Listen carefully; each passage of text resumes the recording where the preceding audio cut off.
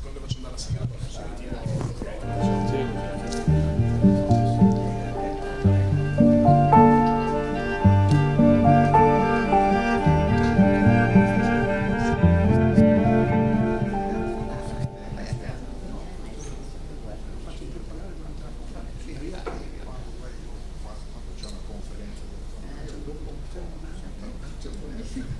Ok, bene, si sente? Sì. Buonasera a tutti. Riprendiamo la serie delle conferenze dell'Accademia. Questa è la prima conferenza della sessione autunnale e la prossima sarà giovedì, comunque vi daremo tutti i dati. Trovate in fondo anche l'elenco di tutte le conferenze che faremo da qui a dicembre.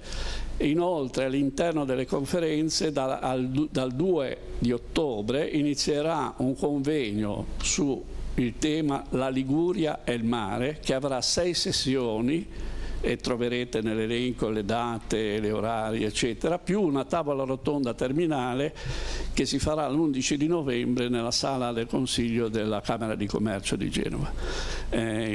Comunque vi daremo poi via via ulteriori informazioni. Lascio la parola alla Presidente della classe di Scienze, Adriana Saccone, che presenta il relatore. Grazie. Buonasera a tutti e benvenuti. Quindi la prima conferenza di questa seconda sessione annuale è matematica, è sulla matematica, e sarà come relatore il professor Giuseppe Pino, posso dire Rosolini. Il professor Pino Rosolini è laureato in matematica con lode presso l'Università di Parma, ma ha conseguito poi un dottorato di ricerca presso l'Università di Oxford in Inghilterra. Ha lavorato al CNR, ha lavorato in diverse università straniere, la Carnegie Mellon University in Pennsylvania, Oxford, Cambridge, ma anche in Italia presso l'Università di Parma e poi dopo successivamente anche presso l'Università di Genova, dove ha tenuto i corsi di logica matematica.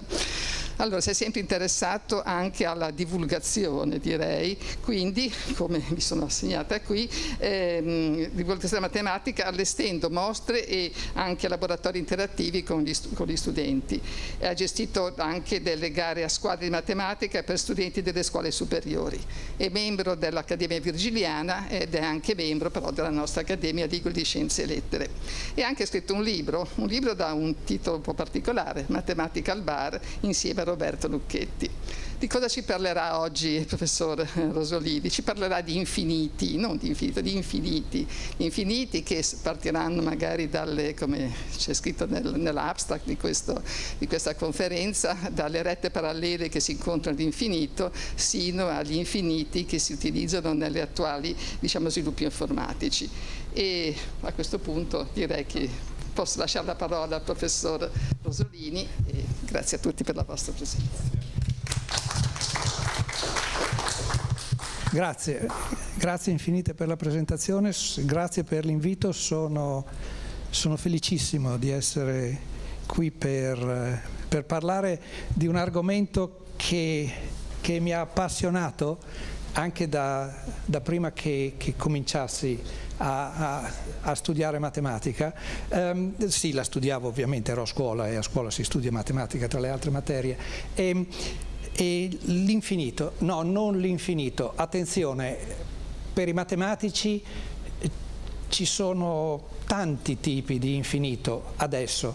Vi avviso subito, sono perfettamente consapevole che quello che vi sto per raccontare è difficile per me,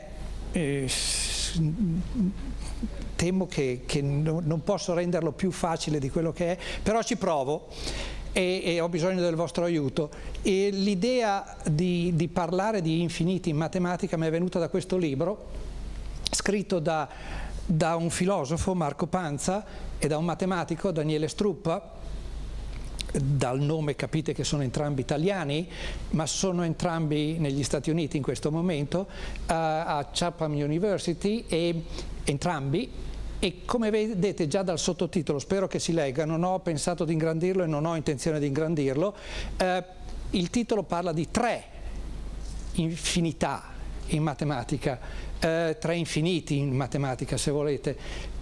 Sottotitolo: la geometria proiettiva vi spiegherò che cos'è, l'analisi infinitesimale, vi spiegherò che cos'è, la teoria degli insiemi, vi spiegherò forse che cos'è.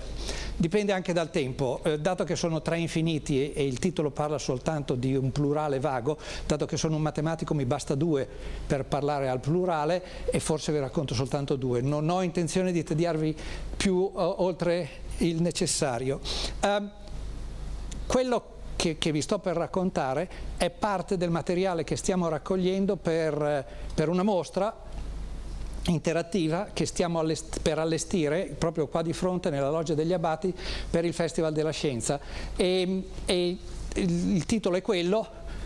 Se qualche cosa di quello che vi sto per raccontare vi attira anche solo un briciolo, vi invito caldamente a venirla a visitare e di farvi riconoscere, perché io sarò quasi sempre in mostra e lì forse riuscirò ad essere un po' più chiaro di come ci provo oggi. Il primo tipo di infinito. Già nel sommario di quello che vi sto per raccontare spiego come i concetti di infinito in matematica siano arrivati grazie alle interazioni con altre discipline.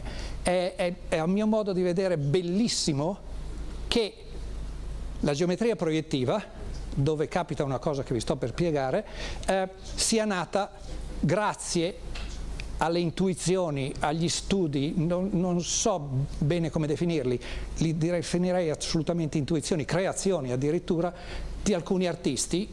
Credo che vi ho lasciato abbastanza tempo per leggere i 4 nomi che ho elencato lì, e Brunelleschi, Alberti, Della Francesca, Dürer e anche altri, ma questi sicuramente sono quelli che hanno marcato di più lo sviluppo dell'arte prospettica, perché hanno scritto trattati. E una cosa che mi è piaciuta tantissimo, e queste 4 immagini che rappresentano quelli che loro erano probabilmente, il più probabile di tutti è Dürer perché è un autoritratto, è il fatto che queste 4 immagini io le ho trovate su un sito di matematica e di storia della matematica, e sono tutti e 4 definiti matematici e artisti. Non sto a descrivere che cosa hanno fatto, lo sapete, hanno agito soprattutto a Firenze. Dürer, è quello che mi interessa più di tutti indicare, sostanzialmente è sceso in Italia a spiare come si faceva a fare il disegno prospettico, e per analizzare il disegno prospettico voglio guardare una riproduzione della flagellazione di Cristo di Piero della Francesca. Spero che notiate, fatemelo prendere bene, il pavimento su cui si svolge la scena. È questo. Lo vedete tutti? Siete sicuri e sicure? Scusate, questo l'ho disegnato io, perciò posso dirlo, ne sono abbastanza certo, ho usato anche tecniche digitali e le misure, perciò sono abbastanza precise perché ho chiesto al computer di fare certe cose, e i vari riquadri sono quadrati. Come quadrati, adesso scusate se divento tecnico, ma come quadrati hanno i lati a 2 a 2 paralleli, addirittura i lati opportuni perpendicolari. Lì li vedete perpendicolari? Siete proprio sicuri di vederli perpendicolari? Perché io ho provato a tracciare le marcature di alcune piastrelle, le vedete lì evidenziate in giallo? Quei gialli lì non sono paralleli. 2 gialli li ho prolungati, insisto, ho fatto tutto digitalmente per cui era facile farlo. Quei 2 gialli si incontrano. E anche quegli altri 2 gialli che sono a sinistra si incontrano più o meno nella stessa zona dove si incontravano i primi. In effetti anche quelli si incontrano più o meno lì. Una cosa che noto, beh no, ma la facciamo subito, in effetti si incontrano tutte nello stesso punto.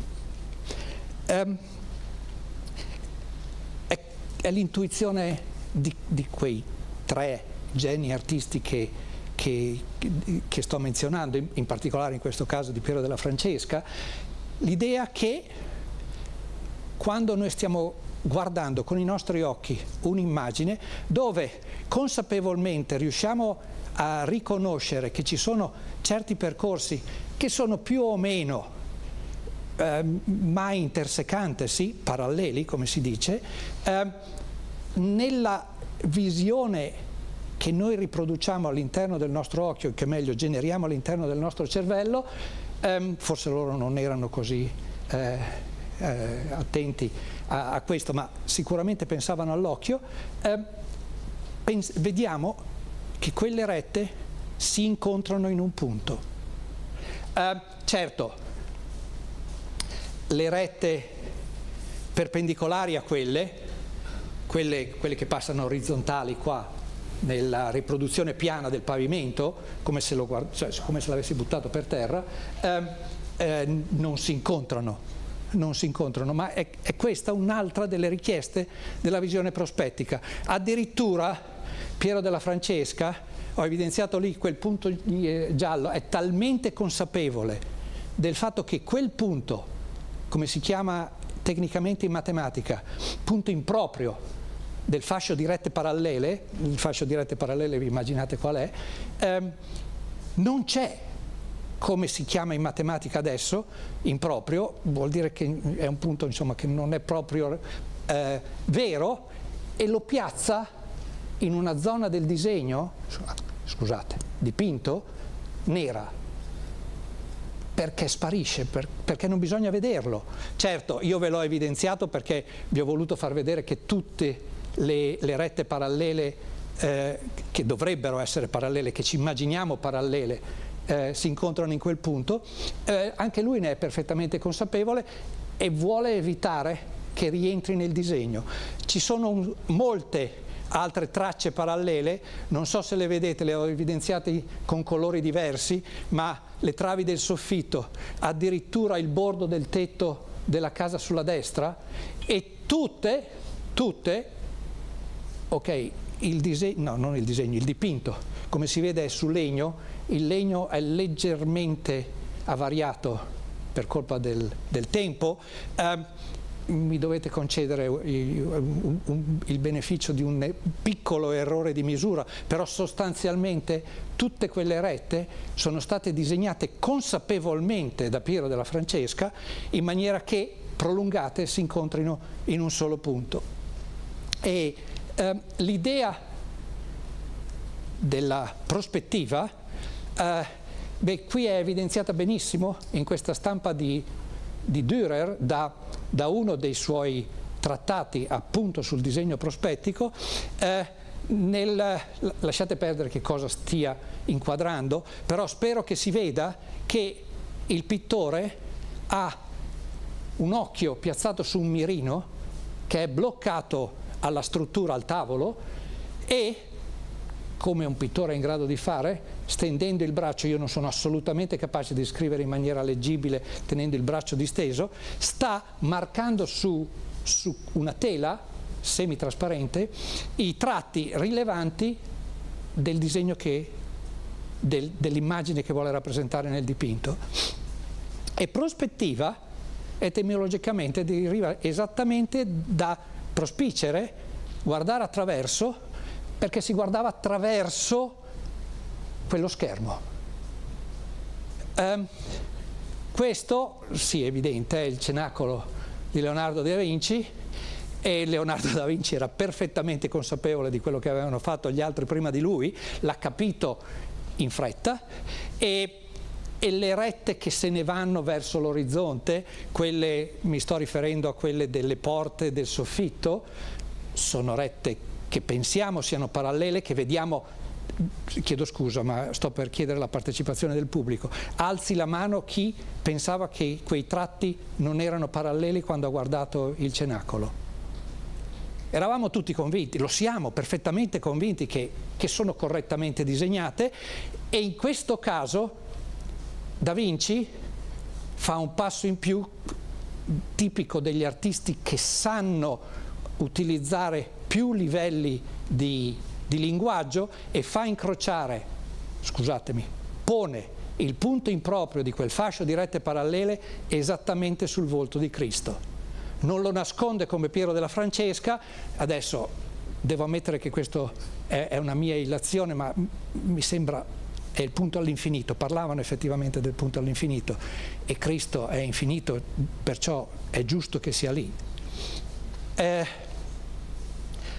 Un altro esempio prospettico del vedere come gli artisti, veramente una volta che hanno scoperto come si fa, abbiano incominciato ad utilizzarlo in tutti i modi possibili, è il Cristo morto di Andrea Mantegna.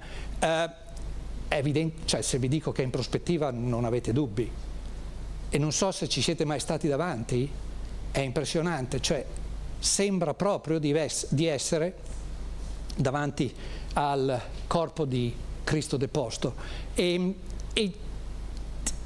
Andrea Mantegna gestisce la prospettiva in un modo che ancora non era stato fatto. Questa è la prima realizzazione di un'immagine dove gli aspetti prospettici sono la parte principale del disegno.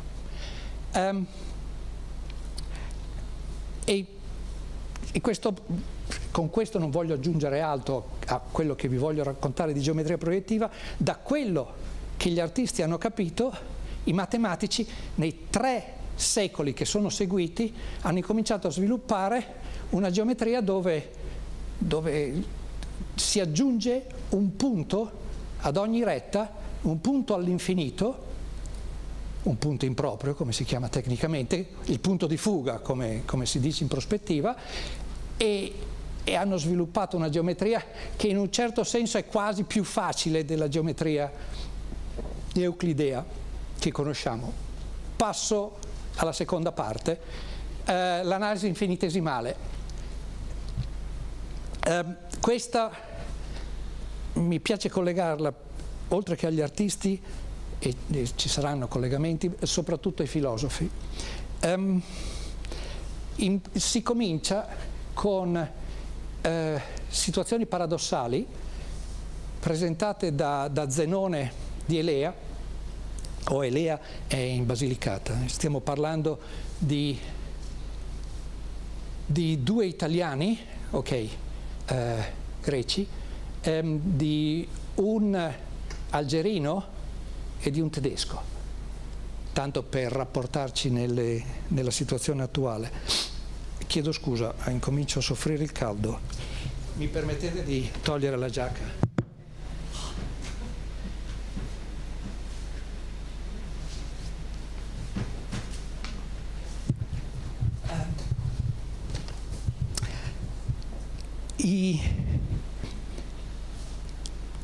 Zenone, discepolo di Parmenide, permettetemi di sorvolare sulle motivazioni filosofiche che si attribuiscono a Zenone per quello che ha fatto, perché altrimenti non ho il tempo di raccontarvi la matematica. Sono importanti, ma il tempo mi opprime. Zenone presenta 40 paradossi in cui cerca di spiegare che la visione corretta della realtà è quella del suo maestro Parmenide. Tutto è uno, detto in maniera triviale. E vorrei provare a parlarvi di 2 paradossi. Il paradosso cosiddetto paradosso della freccia perché le armi principali nell'antica Grecia erano gli archi con le frecce. Quando una freccia viene scoccata da un arco, parte e arriva contro un bersaglio. La freccia è un corpo solido, rigido nel senso che è compatto e non è elastico. Per spostarsi, facciamo che questa sia una freccia e questa è la punta. Per spostarsi da questa posizione a quest'altra posizione, che cosa succede? Che ciascun pezzo della freccia si allunga, va più avanti e poi tira verso di sé quelli che stanno dietro? E in particolare, quando la guardo, la freccia in questo istante, la vedo in movimento o la vedo ferma? E quando la guardo in quest'altro istante, la vedo in movimento o la vedo ferma? Com'è possibile che la freccia sia andata da qui a qui, se è rigida, non è elastica, non si allunga e poi si ritrae un po' come i serpenti, però non c'è dubbio che una volta scoccata la freccia è arrivata al bersaglio. Non è chiaro, i paradossi di Zenone, questo in particolare, sono riferiti da altri, perciò non è assolutamente chiaro quale fosse la reale intenzione del paradosso proposto da parte di Zenone. Però una mia eventuale lettura di una tale situazione è che non è corretto parlare di istante fisso nel tempo e un secondo istante fisso nel tempo. In particolare è difficilissimo parlare di due istanti che vengono uno dopo l'altro. Nel frattempo ci sono stati una quantità enorme di altri istanti attraverso cui la freccia si è spostata. Quanti? Riesco a contarli? Li vedo? E non lo so. C'è un altro esperimento, no, scusatemi, c'è un altro paradosso con cui vorrei fare un esperimento, in effetti adesso, forse poi non mi inviteranno più in accademia, del sacco di miglio, un altro paradosso di Zenone. Io non ho il miglio a disposizione e ho pensato allo zucchero che si trova nei bar quando si prendono i caffè. Ho preso e la proposta del paradosso, prima di farvi vedere l'esperimento, è la seguente: un singolo chicco di miglio lasciato cadere non fa rumore, un sacco di chicchi di miglio lasciato cadere fa un rumore. Il primo rumore, con quello che noi sappiamo adesso scientificamente, è sostanzialmente impercettibile all'orecchio umano. Il secondo rumore è un po' più percettibile, ma l'idea di fondo è un'altra. Adesso vorrei provare a fare effettivamente l'esperimento, se posso usare qualche volontario nel pubblico che mi aiuta. Ho un bicchierino da caffè di cartone, non lo sa lei, ho un bel po' di zucchero qua dentro e adesso lascio il microfono perché ho bisogno di 2 mani, oppure qualche scienziata mi aiuta nell'esperimento. No, io tengo il microfono, tu fai. Grazie. Ci sono granelli di zucchero lì dentro, sì? Giusto? Io lo tengo io. Tu ne prendi uno. Avete mai provato a prendere un singolo granello? Possibile. E adesso cerca di farlo cadere. Silenzio, deve sentirlo. Si è sentito? Sì, ha sentito? Lei l'ha sentito? Sì. No. Ah. Sì, si è sentito? Ah, diavolo, allora fa molto rumore. Sì. L'avete sentito là in fondo? No. E non male. Non potevano. Ne è caduto un altro, io non l'ho sentito. No. E adesso facciamo cadere tutti questi. Si è sentito? Là in fondo sì, certo, qualcosa.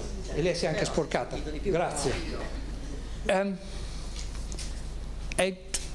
È un'idea vaghissima, ovviamente non può funzionare perché c'è un'intuizione dietro che non sembra funzionare. Ma l'idea potrebbe essere questa: un singolo chicco di miglio, un singolo granello di zucchero è irrilevante, ma quando metto insieme una quantità enorme di granelli di zucchero, la somma, qualunque cosa questa sia, dei rumori, se volete, di tutti i singoli piccoli granelli diventa qualcosa di rilevante. Detto in termini tecnici brutali, l'idea che soprattutto Sant'Agostino e Nicolò, vescovo della Chiesa, incominciano a suggerire è che sia possibile ottenere una quantità rilevabile a partire, scusate il termine, da quantità infinitesime. Un esempio che è quasi un esempio sbagliato, e spero di riuscire a spiegare in che modo è sbagliato. Vi sto per presentare vaghissimamente la intuizione di Archimede per la misurazione della lunghezza della circonferenza di una circonferenza. C'è il raggio. L'idea di Archimede è quella di considerare l'esagono regolare iscritto e l'esagono regolare circoscritto. Non l'ho disegnato perché ci sarebbero state troppe figure, scusatemi, faccio soltanto quelli iscritti, però vi immaginate, spero, quell'altro più largo al di fuori. Se non ve lo ricordate vi dovete fidare, il lato dell'esagono regolare iscritto è lungo quanto il raggio della circonferenza, perciò se lì pensate che ci sono quasi dei triangoli equilateri, sì, è vero, ci sono dei triangoli equilateri.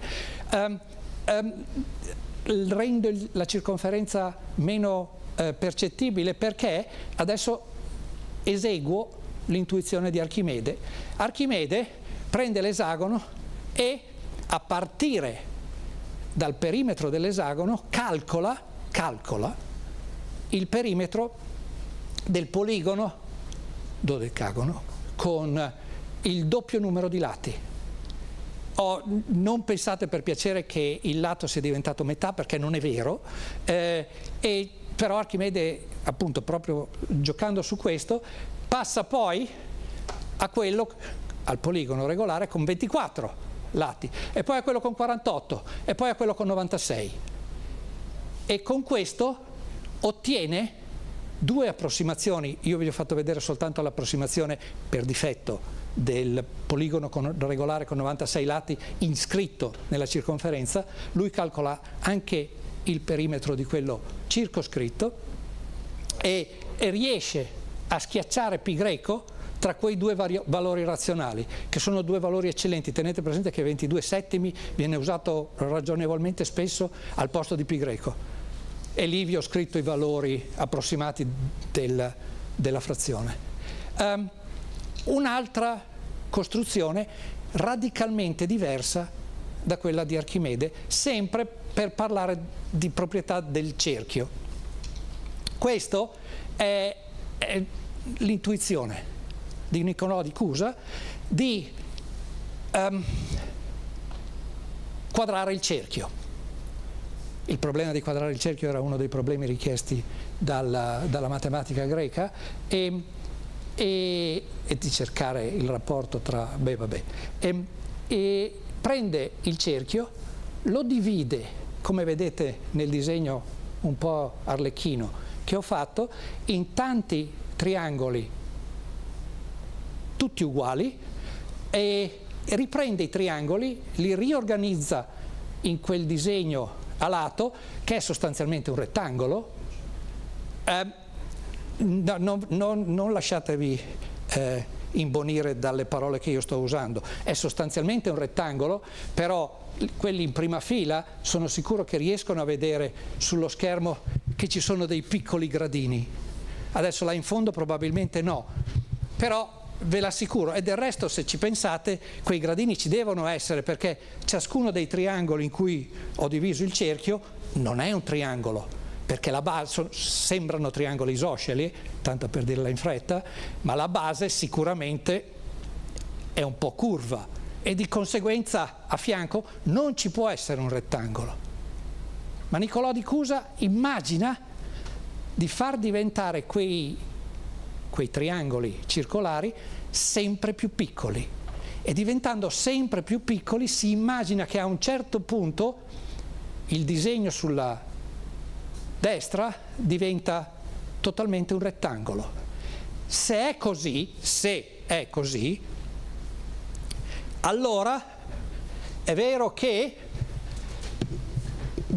il lato di ciascun triangolo è la lunghezza del raggio, si vede, e le due basi del rettangolo sommate insieme fanno la lunghezza di tutta la circonferenza. Per cui se so calcolare la lunghezza della circonferenza, 2πr, allora l'area del cerchio deve essere la metà, deve essere l'area del rettangolo, la metà della lunghezza della circonferenza, πr, moltiplicata per l'altezza, che è r, πr al quadrato. Scusatemi, ho menzionato tecnicamente due formule matematiche, ma è un'intuizione, ed è un'intuizione notevole. Sì, bisogna apprezzare che quelle basi, un po' arcuate, a un certo punto diventano piatte, e a un certo punto diventano piatte quando il triangolo praticamente è sparito. Non so bene che cosa sto dicendo, non si sa neanche se Niccolò di Cusa sapeva bene quello che stava dicendo. Sicuramente questo non è la stessa cosa che aveva pensato Archimede. Archimede era perfettamente consapevole che stava approssimando pi greco, usando dei segmenti retti, dritti, non basi leggermente arcuate. A partire da Niccolò di Cusa, tantissimi matematici, e qui ne ho elencati 4, e poi ce ne saranno anche altri, si gettano su questa idea di rendere piccolissime, permettetemi il termine tecnico, di rendere infinitesima una misura, una quantità, come il granello di zucchero rispetto al mucchio di zucchero, come il chicco di miglio rispetto al sacco di miglio, e il primo è Keplero, che, interessato al trasporto del vino, si preoccupa di calcolare correttamente i volumi delle botti, perché se ci pensate una botte, sì, è sostanzialmente un cilindro, però fa una pancia, e quella pancia contiene una quantità di liquido consistente. Quant'è? E Keplero, utilizzando il metodo degli infinitesimi, non si chiamavano ancora così, dà delle ottime stime delle botti migliori da utilizzare per il vino. Galileo incomincia a parlare di queste quantità, in effetti non le chiama quantità, le chiama non quanti. Non so come renderlo meglio, era in italiano il dialogo, però la parola le due parole che usa è proprio non quanti e non misurabili, però purtroppo tecnicamente non misurabile significa qualcosa d'altro adesso. La parola che usa è quella. Bonaventura Cavalieri arriva con una parola ancora diversa e parla di indivisibili, perché provate a prendere un granello di zucchero e a spezzarlo, oppure spezzare quei triangolini piccolissimi che hanno una base che non è più un arco, ma è piatta, e poi arriva John Wallis, e se avete mai visto il segno di 8 rovesciato, è lui che lo ha introdotto, e lo ha introdotto soprattutto per indicare non tanto le quantità infinite come l'8 rovesciato sta a indicare adesso, ma per indicare i suoi inversi di infinitesimo, per parlare di quantità diluibili, lui usava il termine. E a seguire questi arrivano i pesi massimi. L'analisi infinitesimale, come viene chiamata, è stata introdotta da Isaac Newton e da Gottfried Leibniz sostanzialmente indipendentemente. Ci starebbe una conferenza intera a parlare della diatriba che c'è stata tra Newton e Leibniz, e che ha coinvolto tutto il consesso matematico del tempo su chi sia arrivato per primo a questa idea. La cosa notevole è che come Newton parla di analisi infinitesimale è completamente diverso da come Leibniz parla di analisi infinitesimale, perciò che le due intuizioni siano state separate è estremamente probabile. Per quanto ne so, io non sono uno storico di matematica, ma per quanto ne so non si è analizzato a sufficienza quello che è veramente successo in quegli anni, e addirittura erano osteggiati a parlare di queste quantità diluibili, infinitesime, non quanti, e c'era un bel gruppo di matematici che diceva che non bisognava parlare di infinito e di infinitesimo. Però le idee che si potevano sviluppare e i problemi che si potevano risolvere con questa nuova tecnica erano talmente rilevanti che la materia continuò ad essere sviluppata e come si legge nei libri di storia della matematica, un famoso problema proposto da uno dei primi matematici della stirpe dei matematici Bernoulli, Johann Bernoulli, il problema della brachistocrona, che è uno scioglilingua, marca l'inizio dell'analisi infinitesimale. È uno di quei punti in cui una nuova intuizione matematica, perché nel 1600 l'analisi infinitesimale era una nuova intuizione, produce un risultato sorprendente. Che cos'è il problema della brachistocrona? Johann Bernoulli, come era normale fare a quei tempi, propone un problema al consesso matematico, scrivendolo nella rivista matematica Acta Eruditorum e chiedendo quello che probabilmente avete letto: dati due punti A e B in un piano verticale soggetto alla gravità, qual è la traccia lungo cui un punto partendo da A raggiunge B nel minor tempo possibile? Brachistocrona, più breve tempo, è questa richiesta. Per quanto ne so, e insisto, io non sono uno storico della matematica, perciò scusatemi gli errori da questo punto di vista, per quanto ne so, Bernoulli non fa riferimento al primo tentativo della valutazione di questa traccia, di quale sia questa traccia, fatta da Galileo. Galileo sostanzialmente mostra che, ce l'ho qua davanti, no, ce l'ho quasi qua davanti, che vedete questo aggeggio?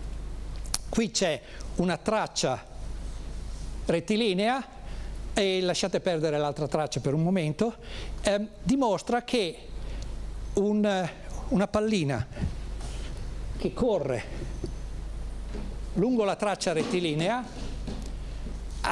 impiega più tempo di una pallina che viaggia lungo un arco di circonferenza. Non è questo non è un arco di circonferenza. È la traccia lungo cui il tempo è più breve possibile? No. La traccia più breve possibile è quella della cicloide, che potete non crederci, è stata scoperta da Galileo, ma Galileo non aveva pensato che quella che si chiama cicloide fosse la curva del minor tempo possibile. Perché si chiama cicloide? Perché è quella traccia arancione che vedete lì sopra. Immaginatevi una ruota con una matita che lascia una marca arancione fissata sul bordo e fate ruotare la ruota, la traccia lasciata dalla matita è la cicloide. Comincia là e finisce qua.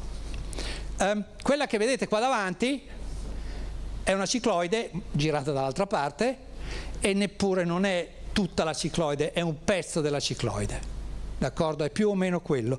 E adesso non so resistere, l'Accademia è stata così gentile da aiutarmi a portare qui questo aggeggio, voglio sperimentare. Oppure c'è qualcuno nel pubblico che vuole aiutarmi a sperimentare?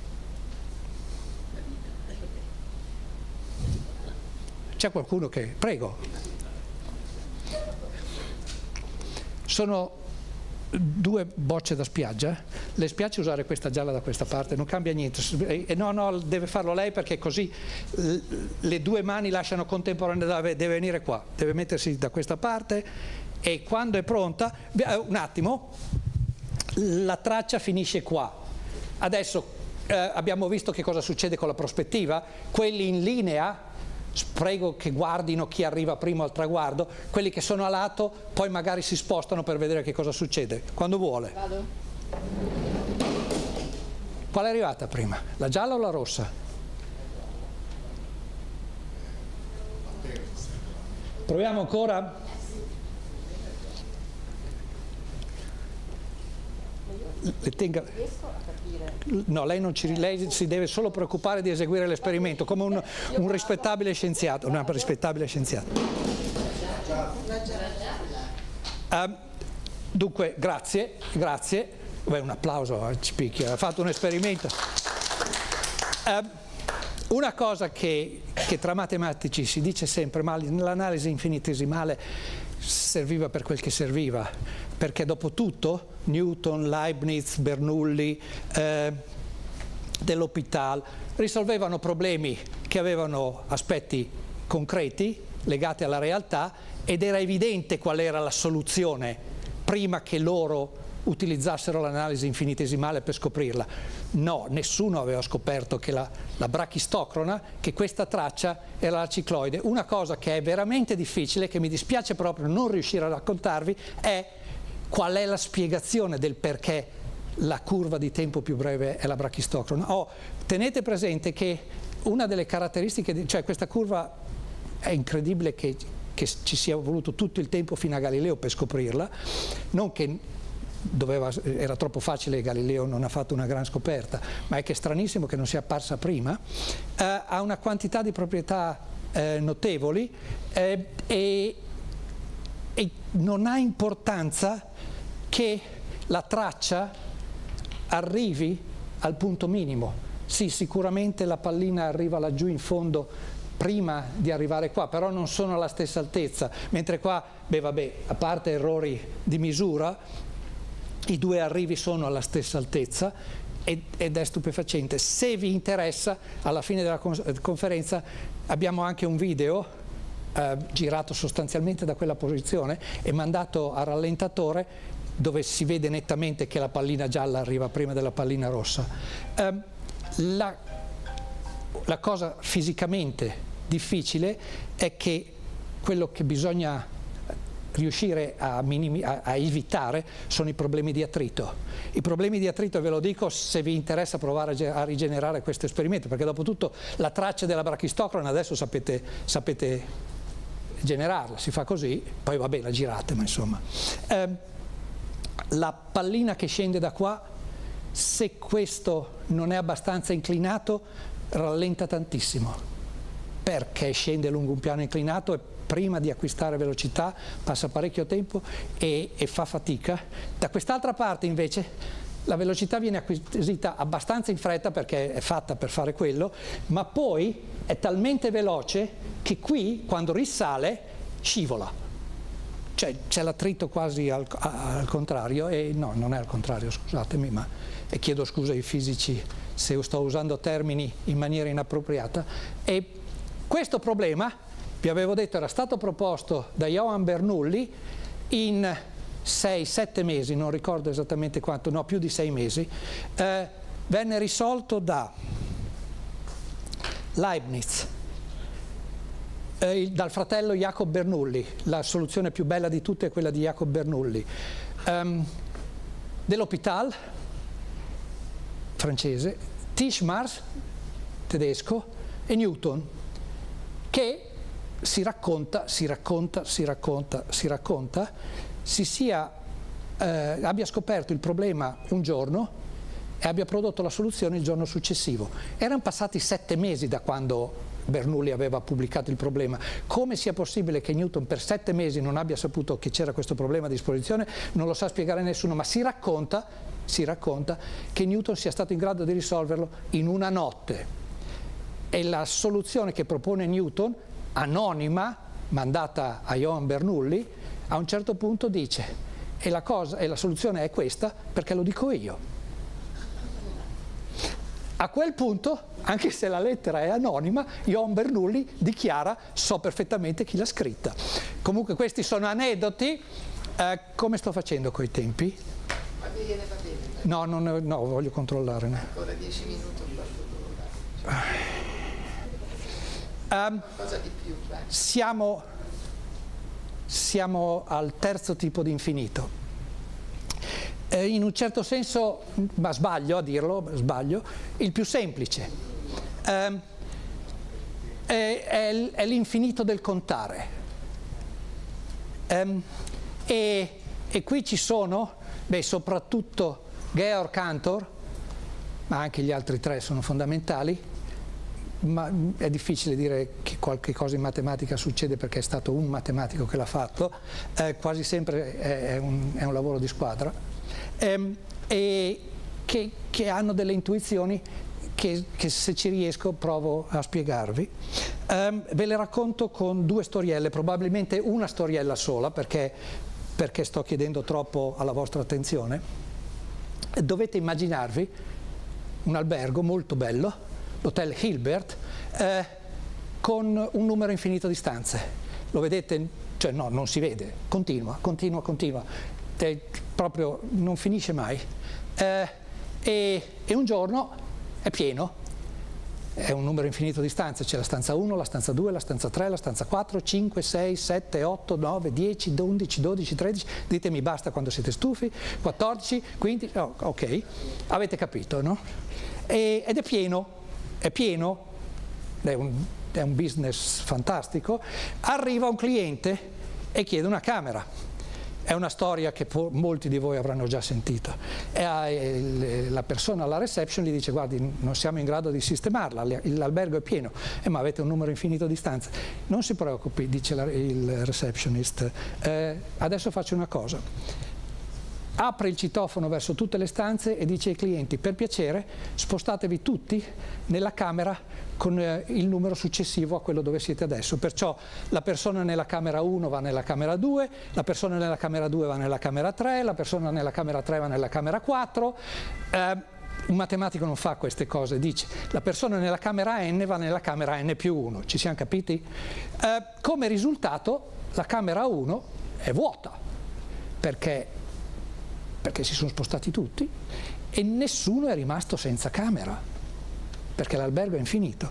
C'è una camera libera, risettata, il nuovo cliente va a posto. Vi potete ben immaginare che se c'è un albergo che è pieno con un numero infinito di clienti, non è difficile che ci possa arrivare un pullman con un numero infinito di passeggeri. E arriva questo pullman, infatti, con un numero infinito di passeggeri, l'albergo è pieno, e come facciamo a sistemarli?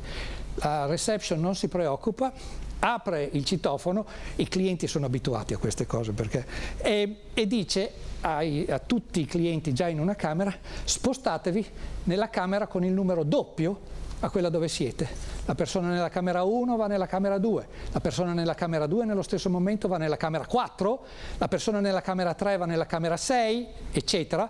E un matematico in questo caso dice: la persona nella camera n si sposta nella camera 2 per n. E a questo punto tutte le camere dispari, se posso dirla brutalmente, sono libere, perché quello che stava nella camera 3 è andato nella camera 6 e quello della camera 2 non è andato nella camera 3, è andato nella camera 4. Perciò insomma si sono generate tutte queste camere libere e tutti i passeggeri del pullman vengono piazzati nella camera 1, nella camera 3, nella camera 5, nella camera 7, nella camera 9, eccetera, eccetera, eccetera. D'accordo? Adesso, per non perdere troppo tempo, forse faccio questa, chiedo scusa. Vorrei provare a schematizzare la situazione. Dunque, in arancione ci sono le camere con i numeri, sto immaginandomi quelle disegnate in arancione come le camere occupate, il pallino giallo è il cliente in più che è arrivato, d'accordo? Che cosa è successo? Beh, io ve l'ho raccontata dicendo tutti si spostano, ma in effetti quello che abbiamo fatto è stato di far uscire tutti i clienti e liberare tutte le stanze, e poi, se volete, risistemarli mettendo il nuovo cliente nella prima camera, il cliente che stava nella camera 1, che ve lo immaginate era quello lì, nella camera 2, eccetera, eccetera, eccetera, mettendoli in ordine in questo modo. E vedete quel filo bianco che ho tirato attraverso tutti i pallini? Una volta che li ho sistemati tutti, no scusatemi, da questa parte, tiro il filo, lo metto dritto e vedo quali sono le camere in cui sono finiti tutti i clienti. Vi riuscite ad immaginare questa situazione? Faccio la stessa cosa per l'autobus, il pullman, con l'infinità di passeggeri. Ancora l'albergo era pieno, ci sono tutti i pallini arancioni occupati, nella camera 1, 2, 3, rinuncio ai numeri perché disturbano e basta. Faccio la stessa cosa, li faccio uscire tutti e stavolta il filo lo tiro in questo modo. Non so se riconoscete che, grazie, qui sento un sì e mi soddisfa. No, ma va benissimo.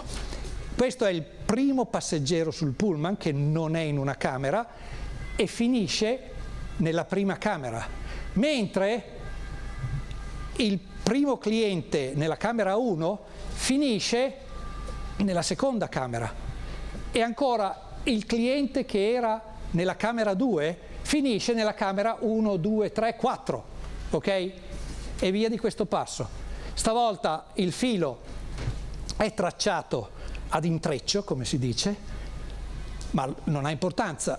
Ho comunque messo tutti in ordine i clienti, tiro il filo e li risistemo nelle camere. Ci provo. Sta diventando spaventosamente difficile quello che sto facendo, perciò quando volete urlate. Non arriva un pullman solo, ma arrivano infiniti pullman pieni di infiniti passeggeri. Lasciamo perdere l'albergo pieno o vuoto, tanto prima lo svuoto e poi lo riempio, perciò facciamo che l'albergo è vuoto e arrivano un'infinità di pullman con infiniti passeggeri. C'è il primo pullman, il secondo pullman, il terzo, non ci sta, va bene, continuano di qua e di qua, c'è pieno. Voglio sistemarli tutti, la reception vuole sistemarli tutti, secondo voi ci riesce? Sì. Tiro il filo in modo appropriato, faccio passare il filo in modo appropriato, se vi chiedete che cosa succede fuori dai bordi, posso soltanto farvi vedere un'immagine rimpicciolita della cosa.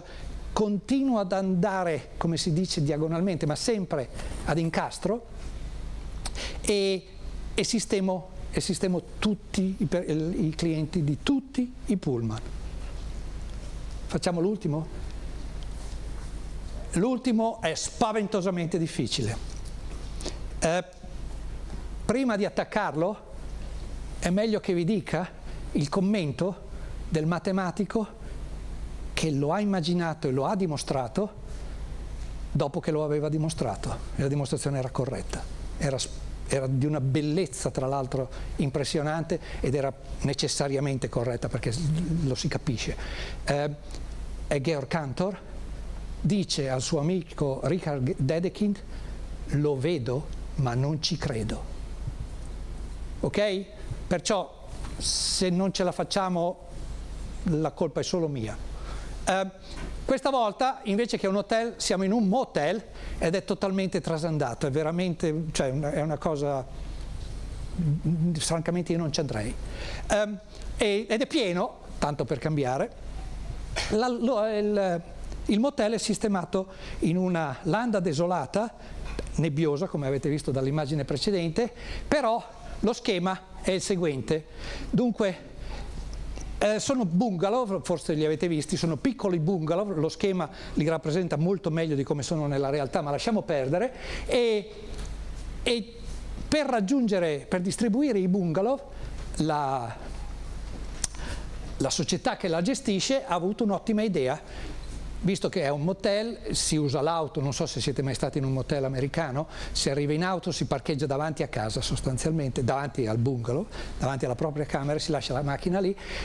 E la cosa più semplice è dare la camera dicendo qual è la strada che bisogna fare per arrivare alla camera. Per esempio, per arrivare a questa camera si deve entrare e prendere a sinistra. Arrivati. Per arrivare a quella camera, scusatemi, dico camera ma è un bungalow, bisogna andare a sinistra e poi a destra e si è arrivati, d'accordo? Ci siamo? Non faccio altri esempi perché spero che si vedano le S e le D su ciascuna porta. Perciò non ci sono numeri di camera, ma ci sono i percorsi per arrivare alla camera, che è comodissimo. Quando mi dicono lei è nella camera 20 deve arrivare al terzo piano con l'ascensore, prendere a sinistra, poi a destra, poi ancora a sinistra e salire 2 rampe di scale, non sono sicuro di ricordarmi tutte le istruzioni. Qui è facile, guardo il numero della guardo il nome della camera, S, D e so arrivarci. Certo, poi magari il nome è un po' lungo, è S, D, S, S, D, D, D, però insomma non è difficile, ci posso arrivare. È una casetta lassù in mezzo. Bene. E il management del motel ha avuto un'idea, tanto sa gestire l'infinito, non ha fatto soltanto i bungalow che ci sono su tutte le diramazioni, ha messo un bungalow anche alla fine di ciascun percorso. Ad esempio c'è un bungalow a cui si arriva con l'indicazione sinistra, sinistra, sinistra, sinistra, sinistra, sinistra, sinistra, sinistra, sinistra, sinistra, sinistra, sinistra periodo, d'accordo? Ed è lassù in cima. Ovviamente c'è anche quell'altro riflesso, se volete, destra, destra, destra, destra, destra, destra periodo. Ci siamo? Poi ci sono anche tutti gli altri, non sto qui a raccontarveli perché non ho abbastanza tempo, devo smettere. Succede una cosa, parte la sirena d'allarme, c'è uno tsunami in arrivo, bisogna evacuare l'area e i clienti devono essere tutti risistemati nell'albergo Hilbert. La società che gestisce il motel e che gestisce anche l'hotel, mi ero dimenticato di dirvelo, ha il piano già pronto perché sa che ci sono questi rischi e perciò si è già preparata e ha il piano pronto. Per fortuna l'hotel Hilbert in questo momento è vuoto, perciò piazza nella camera 1 il cliente che sta nel bungalow e lì c'è tutta l'indicazione. Io non sono in grado di darvela tutta, però ve la mostro, quello lì è il primo pezzo del percorso per arrivare a casa sua e poi continua, d'accordo? E continua. Ormai dell'infinito siamo diventati abbastanza esperti, continua. E poi nella camera 2 ci va quell'altro cliente e nella camera 3 ci va quell'altro cliente, eccetera, eccetera, eccetera. Poi però arriva un cliente, quello che sta nella camera DS, DS, DS, DS, D, e poi continua, e ve lo spiego tra un attimo come continua, e dice, ma io non so dove andare. Dunque la sua camera è la seguente, prendete tutte le lettere che stanno sulla diagonale che vi ho indicato. È una diagonale, non so come dire, che continua, d'accordo? Non c'è un cliente, non lo so se c'è un cliente, sì c'è un cliente di sicuro che sta in quella camera, ma a me interessa quella diagonale per un motivo che vi sto per spiegare, cioè in effetti interessa Cantor, perché questo è l'argomento di Cantor. No, poi vi devo dire anche una cosa dell'argomento di Cantor. Dunque, il cliente che dice non so dove andare è nella camera che purtroppo ha questa caratteristica. Prendete tutte le lettere che ci sono, le lettere non sono camere, quelle sono le lettere che dicono a un certo punto dove andare nel bivio, che fanno esattamente la cosa riflessa rispetto a quella che sta sulla diagonale. Dunque, quel cliente va nella camera 1? No, perché al primo bivio lui è andato a destra e invece nella camera 1 ci va un cliente che al primo bivio è andato a sinistra. Va nella camera 2? No, perché lui al secondo bivio è andato a sinistra, mentre il cliente che va nella camera 2 è andato a destra. Devo andare avanti? Ha la caratteristica di andare nel percorso riflesso, nella bungalow, nel percorso riflesso rispetto a quello della diagonale. Non c'è nessun posto. Io addirittura, cioè qui potrei chiudere, però ho preparato una cosa e mi piacerebbe tanto proporvela. Posso? Certo. È piccola. Abbiamo imparato che nell'albergo di Hilbert c'è fuori un cliente e riusciamo a buttarlo dentro, giusto? Scusate, non si dice così ai clienti, però ho fretta. Perciò lo mettiamo nella prima, cioè facciamo spostare tutti, li abbiamo fatti scappare perché c'era lo tsunami, li abbiamo messi in camera e gli abbiamo detto venite fuori, tornate dentro, ma andate in quell'altra camera e lo mettiamo nella prima camera. D'accordo? Siamo capaci di farlo. Però adesso c'è un altro cliente che non era dentro neanche prima e che non è dentro adesso, che è quello che sta in quel nuovo percorso specchiato. È sempre quello. Questo procedimento, questo metodo dimostrativo è diventato famosissimo, è il procedimento diagonale di Cantor, addirittura il nome è il nome del suo autore, e intendo concludere esattamente con questa immagine aggiungendo soltanto un commento. È una cosa estremamente rilevante che capita molto spesso in matematica e che capita però soltanto quando la si pratica, e non capita quasi mai quando la si impara. Il metodo che vi ho appena presentato fa parte della seconda dimostrazione dello stesso teorema di Cantor. La prima dimostrazione è completamente diversa, ed è estremamente istruttivo vedere che un matematico che ottiene un risultato di cui capisce la correttezza, ma a cui non può credere che sia possibile trovare un modo per lasciare fuori elementi da un insieme infinito, e cerca addirittura un'altra dimostrazione. La seconda dimostrazione, come vi ho detto, è bellissima. Il risultato di tutto questo è che Cantor spiega al consesso matematico che il concetto di infinito nel senso del contare non finisce mai. Non c'è un infinito più grande di un altro, no. Ogni infinito permette di generarne un altro facendo il motel, che non è raggiungibile dal primo, e ottenuto quel nuovo infinito se ne può fare un altro, e non vi faccio il motel del motel di Cantor perché è troppo complicato, ma si può continuare a farlo.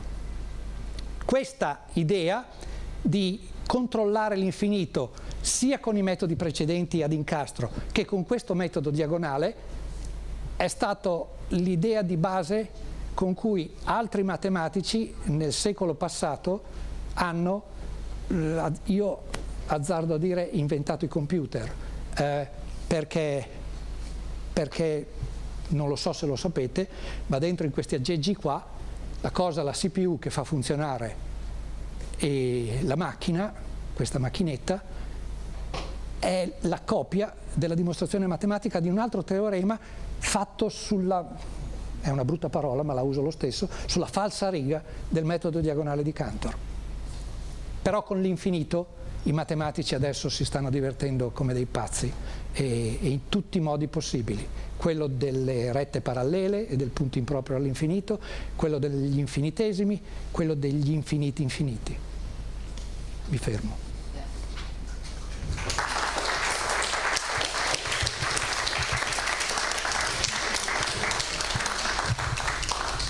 Grazie Pino per questa passeggiata, potremmo dirla così. Scusi, una domanda? Sì, faccio subito, passo le domande subito.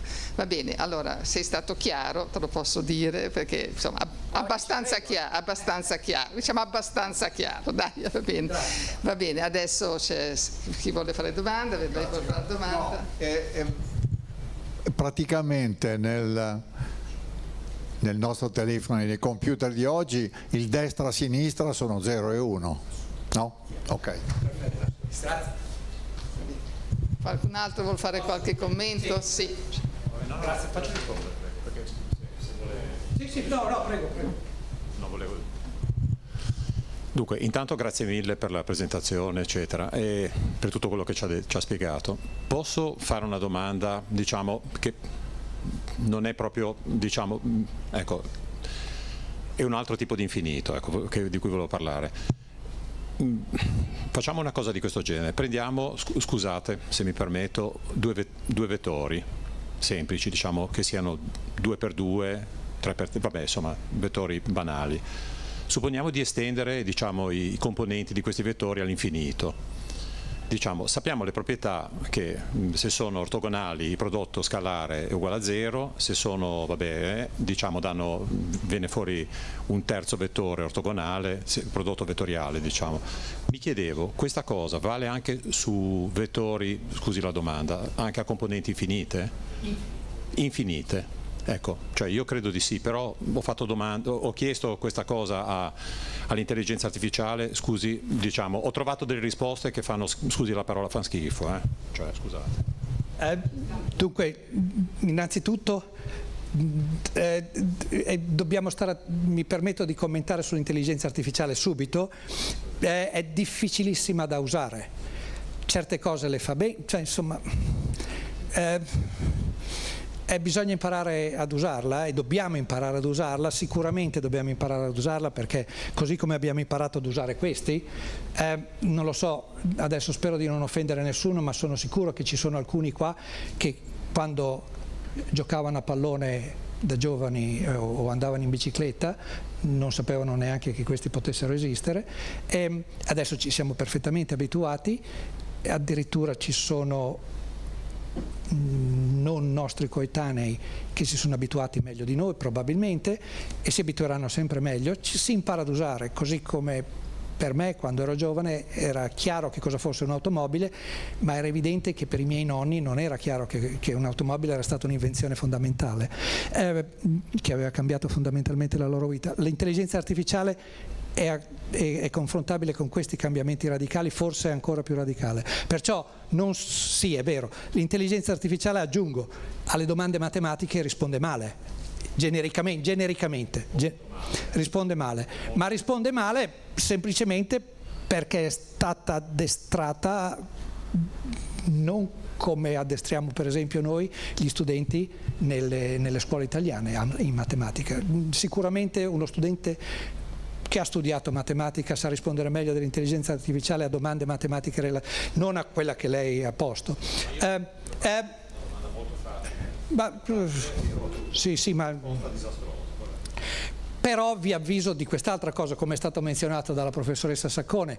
Io gestisco le gare a squadre di matematica per le scuole in Italia e stiamo tutti seguendo nella Commissione Olimpiadi che cosa sta succedendo dell'intelligenza artificiale che è stata addestrata a risolvere problemi delle Olimpiadi internazionali della matematica e oramai si comporta come uno dei primi 10 vincitori. Perciò quella è un'altra intelligenza artificiale ed è addestrata esattamente a quello, perciò insomma prima o poi arriva anche lì. Aggiungo anche un'altra cosa sull'intelligenza artificiale, quando devo smettere me lo dici.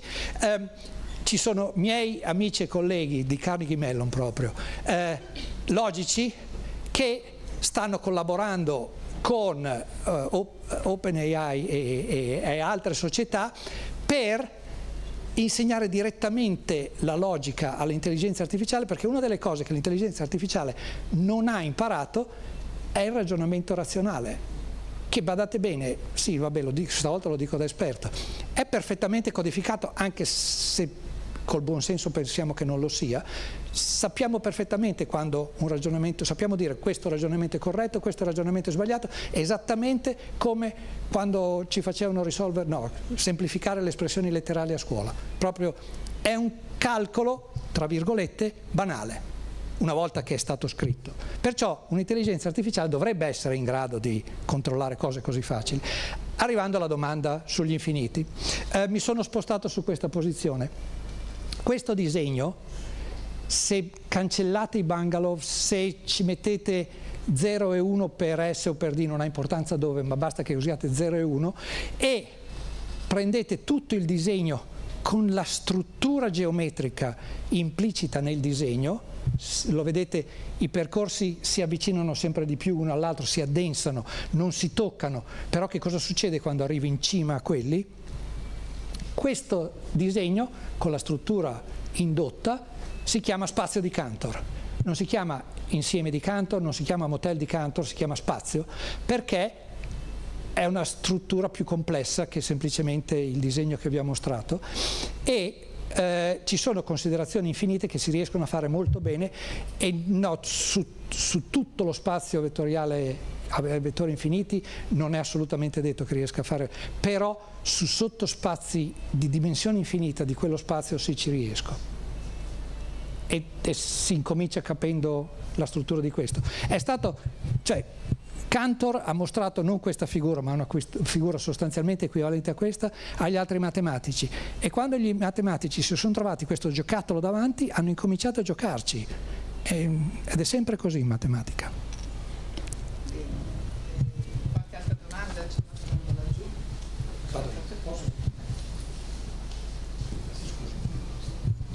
Grazie. La mia è più che altro una curiosità. Lei ha esordito rivolgendosi a noi e dicendo grazie infinite. Io mi sono domandato adesso, dopo questa bellissima conferenza, che infinito si riferiva? Al miglio che casca?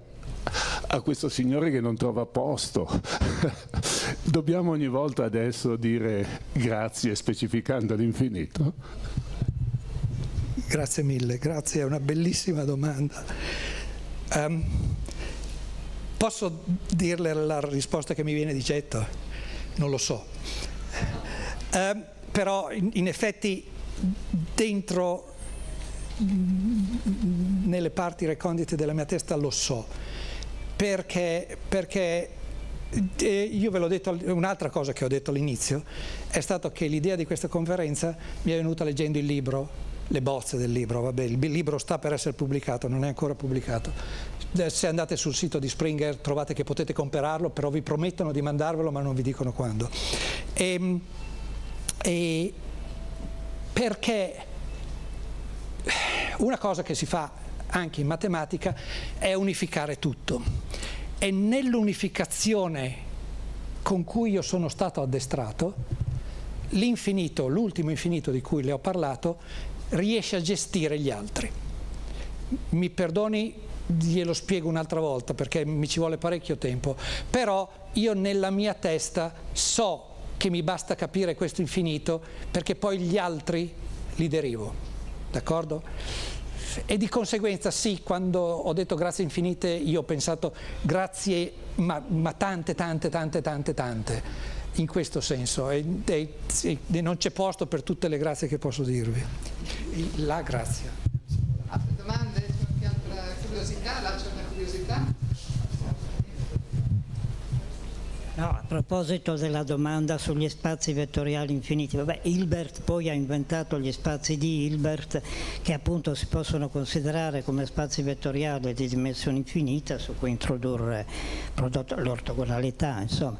Poi volevo aggiungere anche a proposito di Brunelleschi è rilevante anche nella famosa costruzione della cupola del Duomo, che è con un procedimento che lui ha tenuto rigorosamente segreto, che soltanto adesso cominciano a comparire delle possibili ricostruzioni. Ha parlato enigmaticamente di fame di infinito. Il professor Givone aveva scritto anche un libretto sulla fame di infinito, perché secondo alcune ricostruzioni promosse oggi la stabilità della costruzione dipenderebbe dalla convergenza di un'opportuna serie infinita. Quindi Brunelleschi, oltre che per la prospettiva, è rilevante anche per questo. Grazie, è assolutamente così, e tra l'altro colgo l'occasione per rinforzare una delle cose che avevo detto all'inizio e che poi non ho ripreso alla fine. Io avevo parlato di 3 tipi di infinito visti in matematica, ma appunto anche con le osservazioni che avete fatto ce ne sono ancora altri, e ce ne sono parecchi, e forse sono unificabili in un qualche modo, però una cosa che non ho detto quando ho parlato dell'unificazione è che il ricondurre un concetto ad un altro per unificare, per semplificare la trattazione, molto probabilmente trascura aspetti intuitivi che colui che è stato il creatore o coloro che sono stati i creatori avevano considerato e che vengono persi. Dal punto di vista matematico la rilevanza della storia della materia è importantissima, è veramente molto importante. Altre domande? Non vedo altre domande. Allora, tanto ci vorrà una seconda puntata di Infiniti, un'altra conferenza sugli altri infiniti che non ci hai spiegato, quindi vedremo. Allora, possiamo ringraziare ancora il professor Rosolini per la bellissima conferenza. E quindi seconda puntata, preparati. E invece volevo dirvi che giovedì 18 settembre ci sarà un'altra conferenza, questa volta è sulla chimica. La chimica incontra l'arte, lo studio dei materiali nella conservazione dei beni culturali, e la terrà la professoressa Silvia Vicini del Dipartimento di Chimica dell'Università di Genova. Spero di vedervi numerosi. Arrivederci a tutti.